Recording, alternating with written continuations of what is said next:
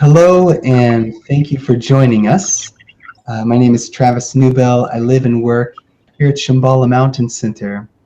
We're really excited to be hosting Wisdom Rising, an exploration of the divine feminine in Buddhism, which will be a 4-day festival, 5 days, September 25th through the 29th of this year, 2015.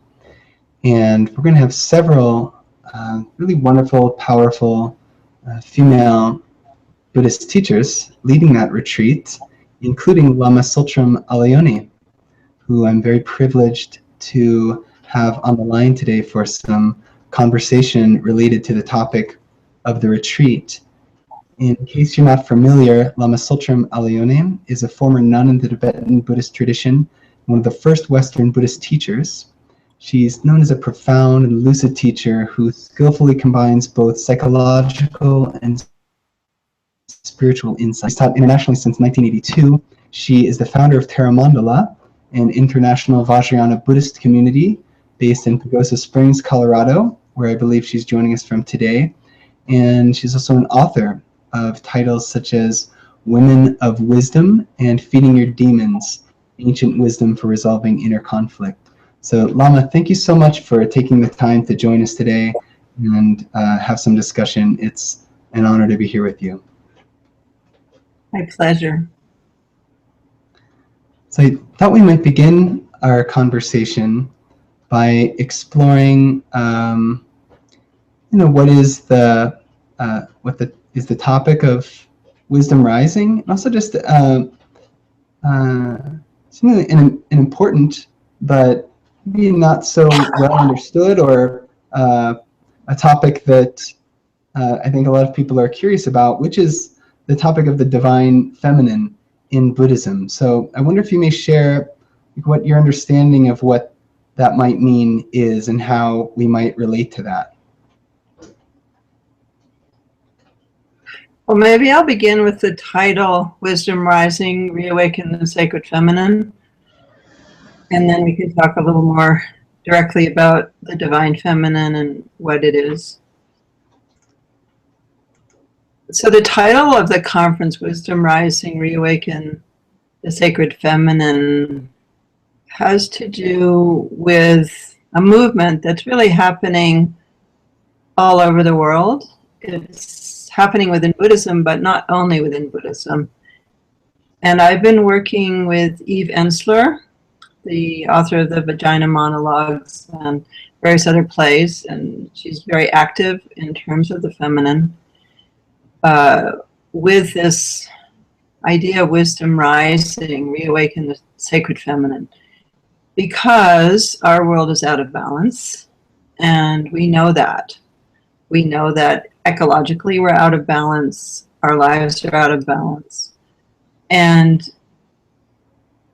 not everyone recognizes that gender inequality is a big part of why we're out of balance.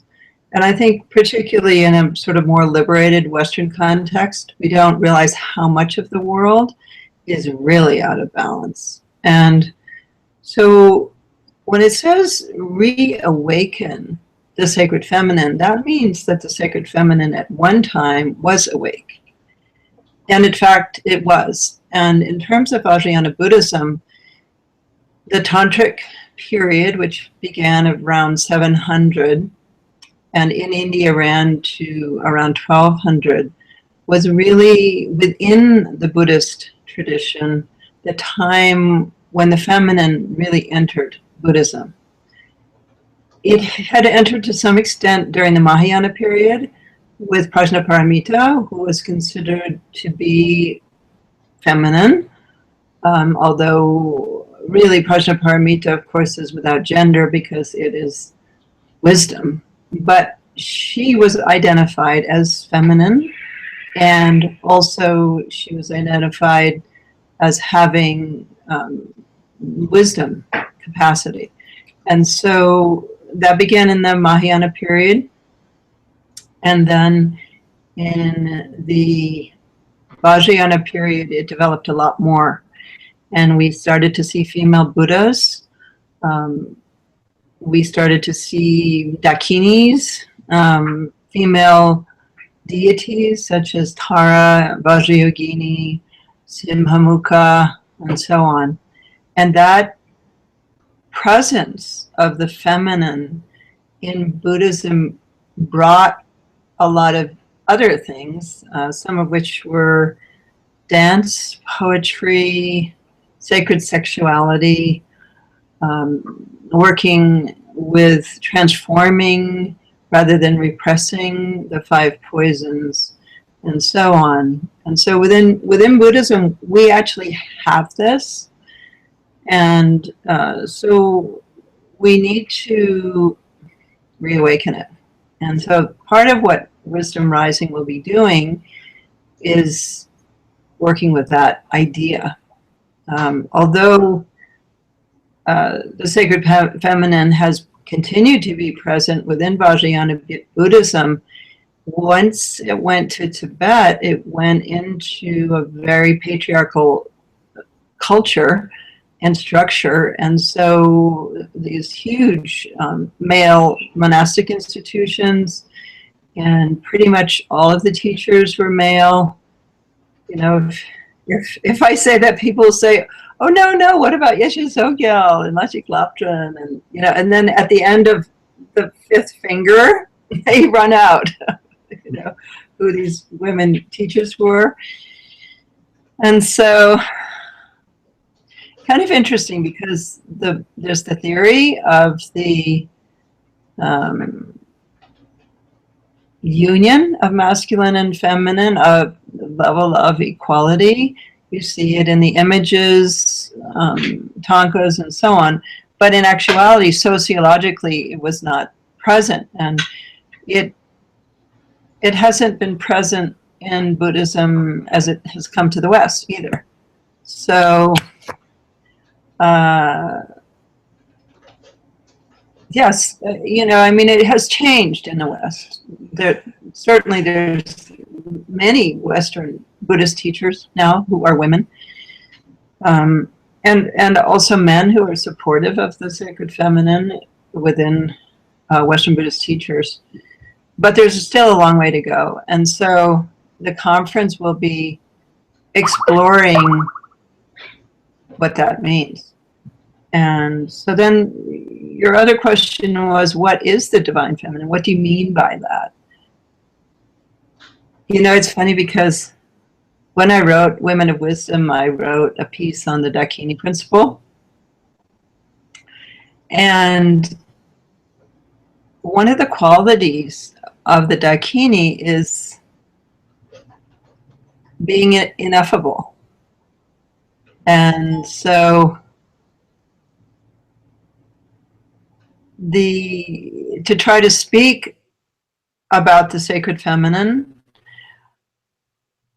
is beyond words. And so whenever I'm asked to say, well, what do you mean by the divine feminine? There's this kind of blank space. And in a sense, that's really what it is. It's the kind of openness with presence. And we find that in Prajnaparamita, in the Mahayana already, that she is ineffable, inconceivable, and unexplainable. Which those are the epithets that follow Prajnaparamita in the beginning of the Heart Sutra. However, even though she is ineffable, we can try to talk about her. So one of the things you find with the sacred feminine is a sense of the preciousness and the sacredness of embodiment. Religions that are oriented toward male figures and the divine masculine, and God, and so on, have a tendency to sacralize a spiritual presence which is not embodied. It's up and out. It's somewhere else. And nature and women have been considered to be not only not part of that, but in many cases, obstacles to reach that sort of up there and out there spiritual state. And in fact, the Buddha himself was somewhat that way, in the sense that his teaching was, how do we get out of this mess? Cessation is the definition of nirvana, cessation of suffering. And so even within Buddhism, there can be that tendency to see embodiment and what we call samsara as the problem. Whereas whenever there's presence of the sacred feminine, which happened in the Tantric period in Buddhism, there is a sacralization of embodiment. And that's why in Vajrayana we have sacred sexuality also, because the body, the senses, and so on are seen to be vehicles for liberation, rather than something that you need to get beyond and sort of leave this body and get into the divine somehow. And so that's one of the things that you find within the sacred feminine or the divine feminine. In pretty much anywhere you find it, you find a sacralization of life. And so life is not a problem that you need to get out of into some other kind of freedom, but really something to enter more fully into in order to reach the sacred. So that's one of the aspects of the sacred feminine. Another is a sense of connectedness. And you know, in Buddhism, we tend to talk about how attachment is bad. Attachment is the problem. It's the second noble truth, right?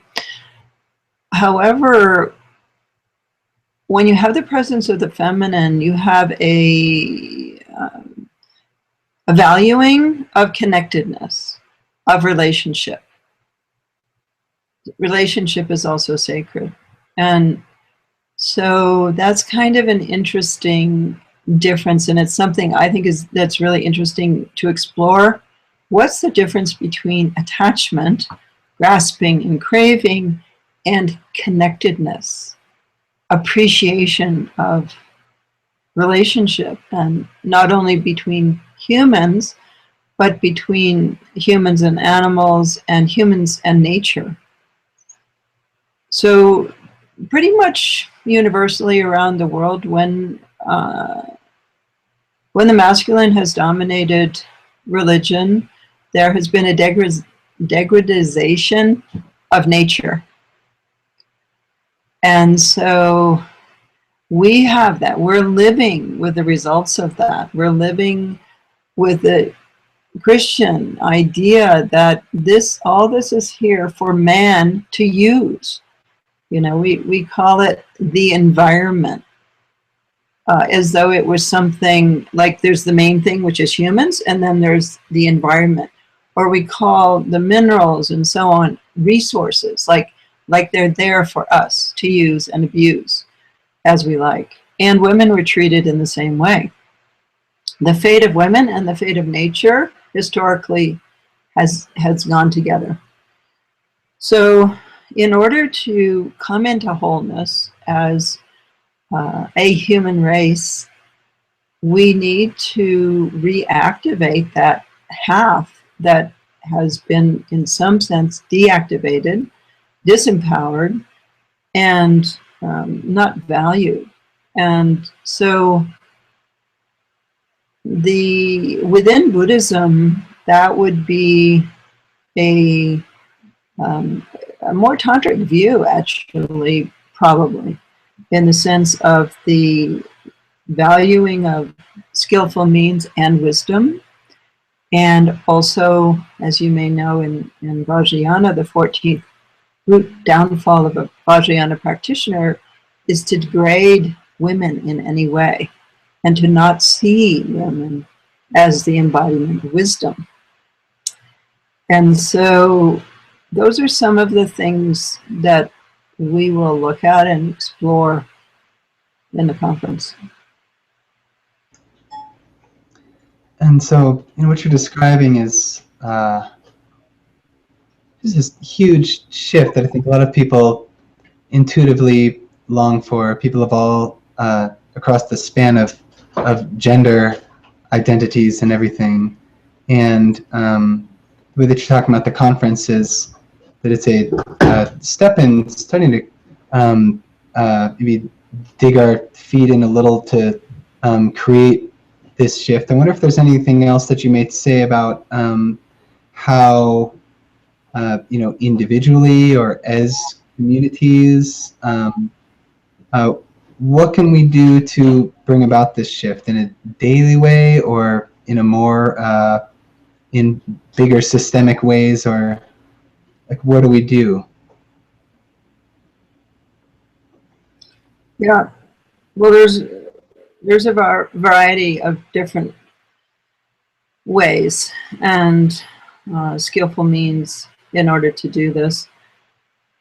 One of the ways is to experience interconnectedness, to not treat the world as something that we need to get out of, to not see our spiritual path as an escape route, but instead to see it as a way to enter more deeply into a sacred relationship with each other and with our world. And within Vajrayana, we have female deities. So practicing, men and women both practice, let's say, Tara practice. It's one of the principal practices of His Holiness the Dalai Lama. And so within Vajrayana, when you activate, I guess you could say at some level, an archetype, a female archetype within your own psyche, like Vajrayogini or Tara or another female deity, that's a way to embody, because you visualize yourself as that deity in most practices, or in some in front of you, but in most practices, let's say you are Tara. So that will naturally bring forth the sacred feminine in the psyche of that person. And if you're doing a practice like that, let's say at least an hour a day, maybe hours a day, that brings that sort of inner anima figure that activates that within men and women equally. So that's one way. Another way is to treat your life as sacred, that the objects around you are sacred, that the events in life, such as the seasons of the year, holidays and so on, that those are times when we enter a deeper relationship with our world. And so to mark those changes, let's say in equinoxes, solstices, the lunar cycle,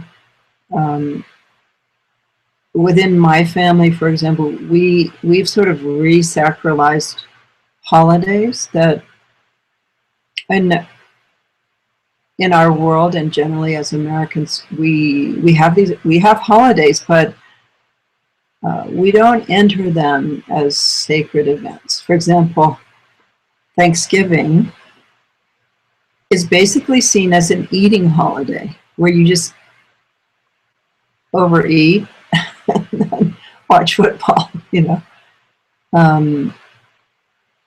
and so, for example, in my family, we focus on gratitude on that day, and we do a gratitude circle within the family and talk about what we're grateful for. And then whatever we're eating, really try to connect to all those beings that were part of creating whatever we're eating. And so taking just things that we normally do, like a holiday like that, or getting up in the morning, just life, to consider that as sacred and not think, okay, now I'm going to go practice, and that's the sacred part, and then I'll get back. I'll be back to normal soon. So the other thing about the feminine in Buddhism is its relationship to space. Trungpa Rinpoche talked about this. He said the feminine principle is like putting makeup on space. And so the space element is Prajnaparamita, or Yumchenmo, the Great Mother, in Buddhism. And so she is emptiness itself, which is the ground of being. In Vajrayana, we call her Samantabhadri, or Yumchenmo. And so then Samantabhadra, or the masculine at that level, is the recognition of that ground of being. When awareness turns and recognizes its own source, which is the ground of being, which is emptiness, when that cognizance recognizes emptiness, that's the union of masculine and feminine, or Samantabhadra and Samantabhadri. In that union is awakening, is liberation, and that's why they are a symbol. Samantabhadra and Samantabhadri in union are representing the primordial mind, the liberated primordial mind. And so that quality of space, which is all pervasive, is something that we can develop a relationship with, to be comfortable with emptiness, which is not so easy, really. And to learn to not only be comfortable, but be able to rest in it, to relax into that ineffable, vast, open, empty, yet cognizant space. And so that's also part of the sacred feminine in Buddhism. Another aspect is the Dakini Principle, which Trungpa Rinpoche also spoke about. And I wrote a piece in Women of Wisdom, my first book, where I quote him saying, the Dakini plays with you. She plays with your life. And she pulls the rug out from under you. You may have heard that or seen that. So the Dakini Principle is another aspect of the feminine that leads to awakening, but often in a more playful way, or she acts as almost like a spiritual midwife. And the Dakini will appear at transitional moments in your life and usually push you to the next level.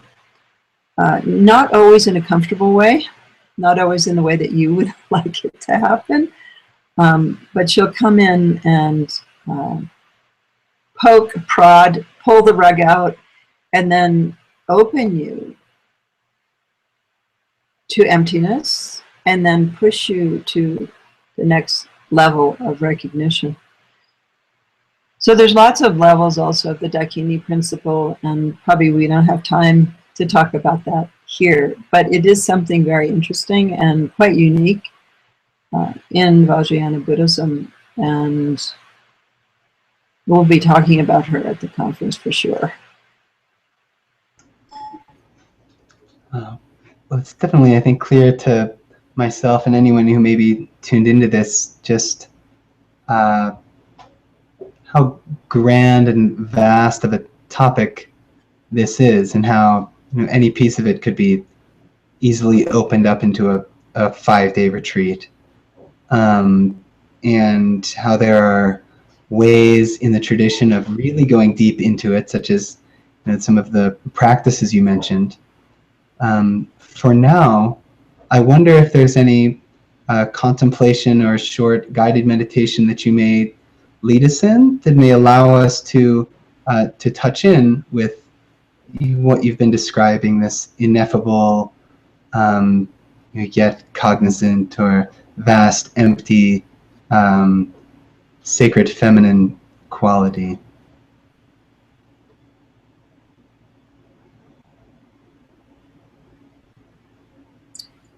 Well, there's a variety of different things that we could do.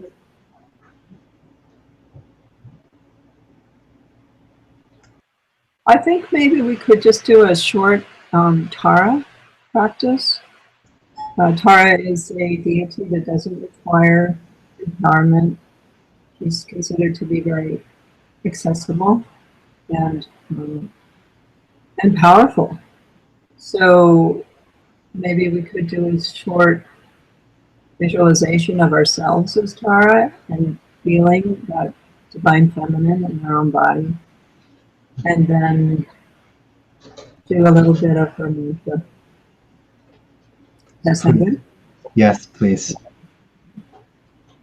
Okay, so if you're sitting in a quiet place where you're able to meditate, then you might begin by closing your eyes and imagining that your own body becomes a female body. And this female body is made of light. It's green. And so it's not a normal body with intestines and a heart and so on. It's a luminous green body. And your energy is an energy of compassion. And that compassion is radiating out from your body as green light. You have your right foot extended as though you're stepping down into the world to benefit beings. And your left hand is held at your heart, and it's called the mudra of the three jewels. And you're holding in your left hand a Nutpala flower, which is a kind of lotus, a blue lotus with thousands of petals. And so let's take a moment and actually feel ourselves as Tara. Not only think, but feel. Feel ourselves embodying the green energy of active compassion and sending that out to the world, emanating it. And feeling ourselves embodying green Tara.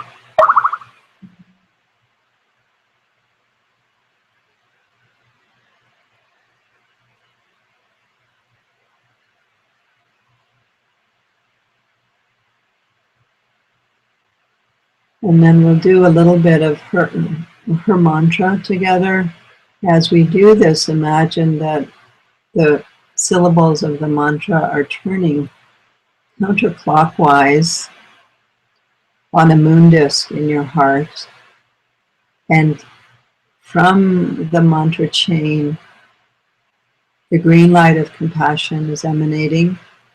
And perhaps you know someone who's suffering, or you can think of a situation in the world where there's a need for compassion.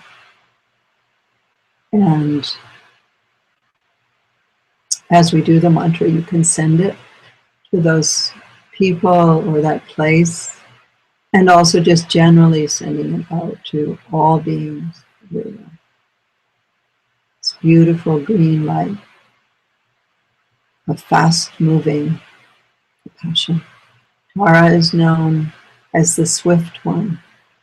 She's a rapid responder. Her mantra is Om Tare, Tutare, Ture, Swaha. So we'll sing it a little bit. Om Tare, Tutare, Ture, Swaha.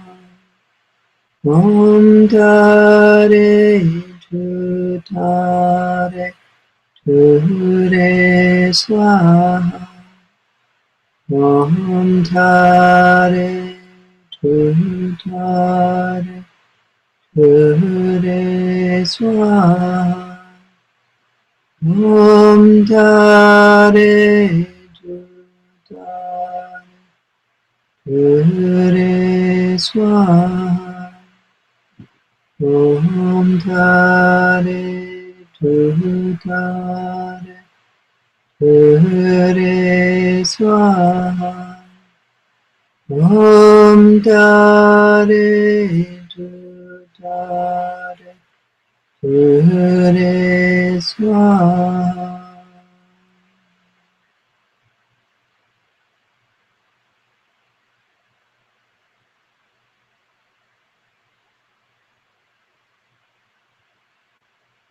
And then imagine that your own body, as Tara, dissolves into the mantra circle in your heart and her seat syllable Tam, which is at the center of your heart chakra. Your whole body dissolves into that Tam, and then the Tam also dissolves and rests in what's ever present after the dissolution of that Tam.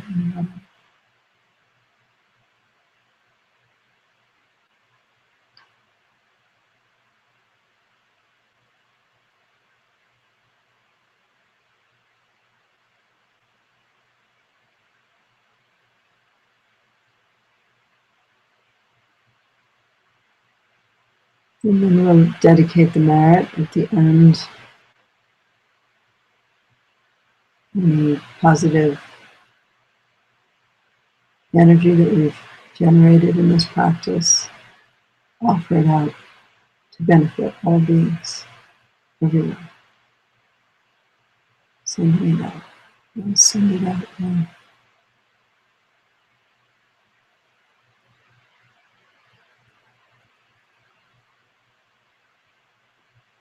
Thank you.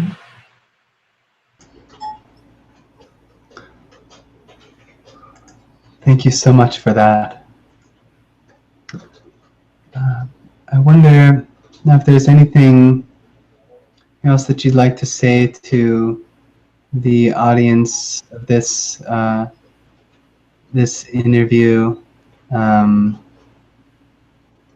the topic of the sacred feminine that you haven't said already, or related to the retreat, or anything else related to your experience of your position of leadership in the Sangha, or just anything at all that you feel like you didn't that didn't come out yet that you'd like to say.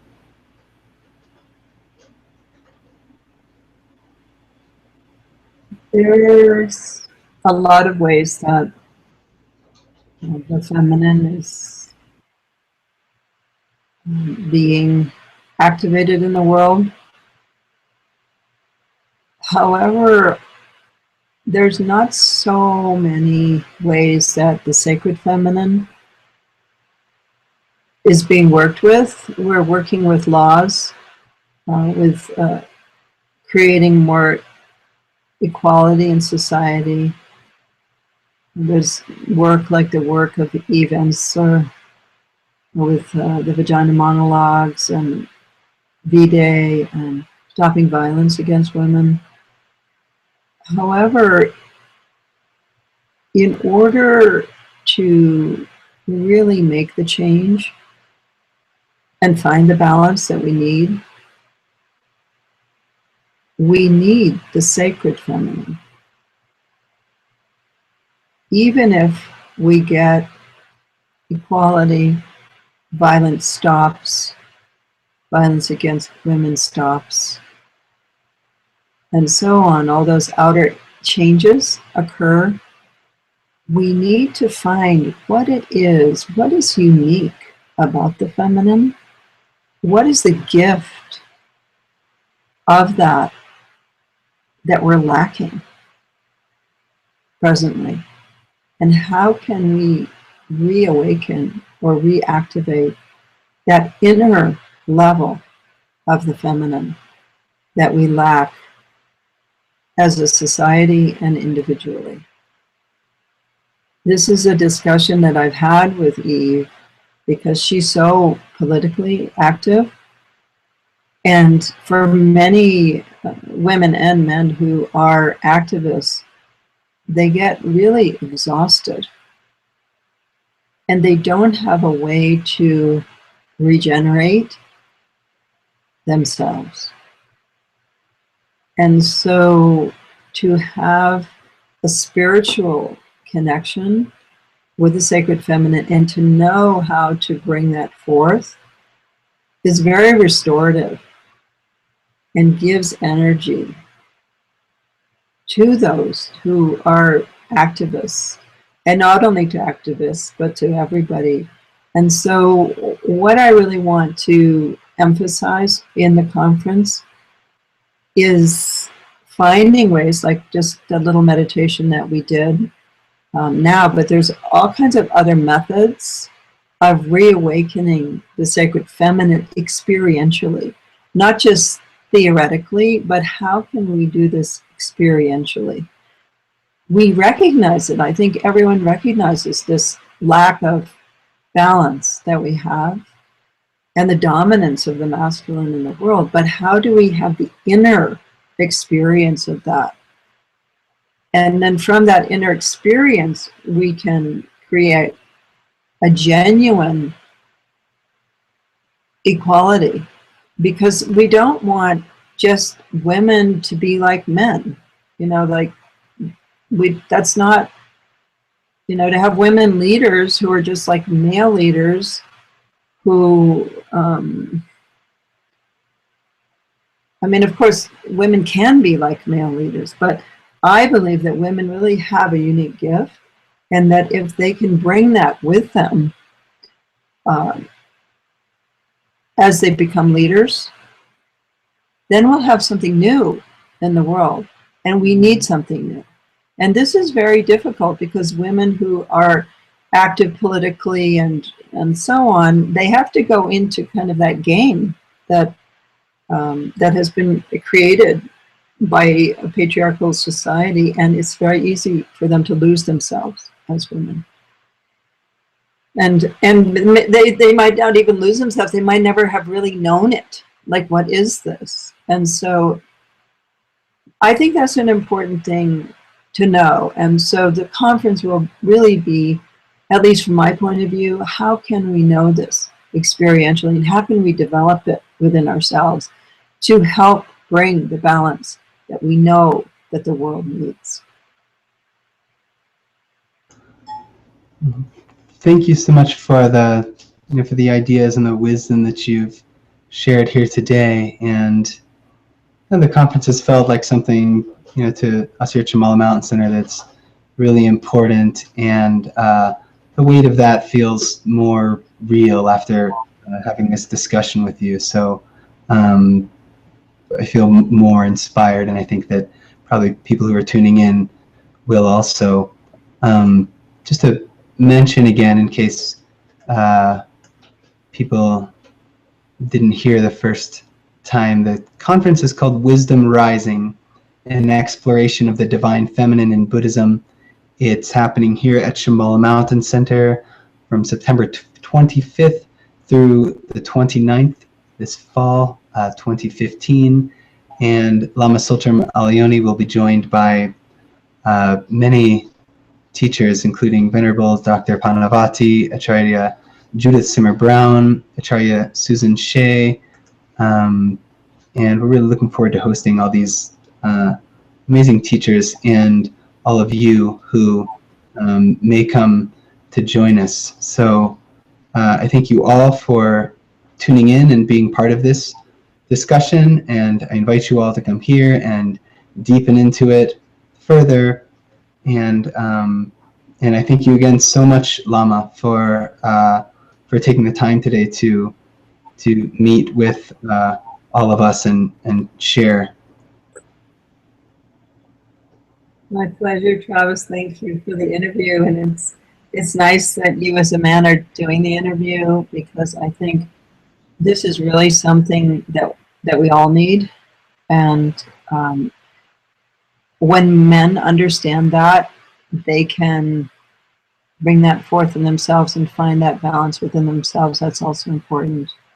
So thanks for doing the interview. Yes, it was my honor, and I really look forward to the conference and engaging in more practices like you offered today, and hearing, getting more of a sense of the depth and power of the discussion and the possibilities for going forward. So yes, thank you again, and I'm so glad to be the one to do it. Yeah, you're welcome. So I guess on that note, we'll sign off here today. Please stay tuned to our website, shambhalamountain.org, and for more conversations like this. And please check out Lama Tsultrim Allione's work. You can find Taramandala has a website with all sorts of information and point you towards teachings and more resources to connect more fully with Lama Tsultrim's wisdom. So stay tuned. Thank you for tuning in today, and we'll be in touch more soon. Bye.